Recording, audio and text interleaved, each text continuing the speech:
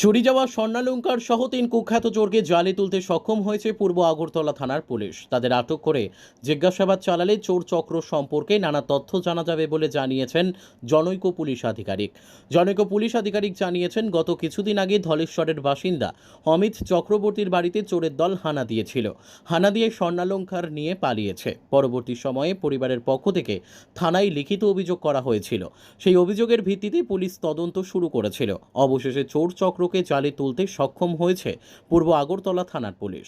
চুরি যাওয়া বিভিন্ন জিনিসপত্র বাজেয়াপ্ত করা হয়েছে, সাথে ৩ যুবককেও আটক করা হয়েছে। তিনি আরও জানিয়েছেন, ধৃত ৩ যুবকের নাম দীপ ভট্টাচার্য, বয়স ২৩, দীপক সূত্রধর, বয়স ২৯ বছর এবং আরিয়ান সরকার। ফেব্রুয়ারি মাসে ২০ তারিখ রাত্রেবেলা ধলেশ্বরে রোড নাম্বার ১৮-তে এখানে অমিত চক্রবর্তী একজন লোক ভাড়া থাকেন, ওনার বাড়িতে একটা চুরি হয়েছিল। তো আমাদের থানাতে একটা কমপ্লেন দাখিল করে আমরা একটা চুরির কেস রেজিস্টার করেছি। তো তখন থেকে আমাদের অফিসার্স এবং স্টাফ ওই চুরির কেসটাকে রিকভারি করার জন্য পিছনে লেগে আছে। পার্শ্ববর্তী সিসিটিভি ফুটেজ দেখে আমরা একটা লোককে আইডেন্টিফাই করতে পেরেছি। তো তার পিছনে আমরা আজকে ১ মাসের উপরে আমরা লেগে আছি।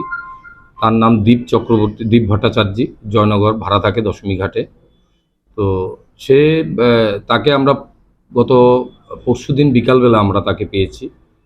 পাওয়ার পর তাকে আমরা উঠিয়ে এনেছি। জিজ্ঞাসাবাদ করার পর জানা গেছে সে স্বীকার করেছে ওই বাড়িতে চুরি করেছে এবং বাড়িটা সে তাকে নিয়ে গিয়ে আমরা আইডেন্টিফাইও করেছি যে বাড়িটাতে চুরি করেছে। তো চুরি করার পর সে এখান থেকে আমবাসাতে তার ঠাকুমার বাড়ি আছে, ওখানে চলে গেছিল। তো ওখান থেকে আসার পরে তাকে তুলেছি। জিজ্ঞাসাবাদ করার পর সে স্বীকার করেছে। তার সাথে দীপক সূত্রধর এবং আরিয়ান সরকার বলে আরও ২জন আছে, তাদেরও আমরা উঠিয়েছি এবং তাদের জিজ্ঞাসাবাদ করার পর দীপ ভট্টাচার্যের বাড়ি থেকে আমরা ওই কেসের যে চেইন, একটা স্বর্ণের চেইন, হাতের বালা, কানের, এগুলো চুরি হয়েছিল, কমপ্লেনে ছিল এবং এগুলো তার বাড়ি থেকে আমরা রিকভারি করেছি। এগুলো আমরা সিজ করেছি। তাদের আজকে আমরা কোর্টে প্রেরণ করব। তাদের জিজ্ঞাসাবাদ করার পর দেখব আর কেউ জড়িত আছে কিনা বা অন্যান্য যে কিছু ইনসিডেন্ট হচ্ছে এগুলাতে কোনো ইনভলভেন্সি আছে কিনা সেটা আমরা দেখব। Bureau report, news daily Bharat.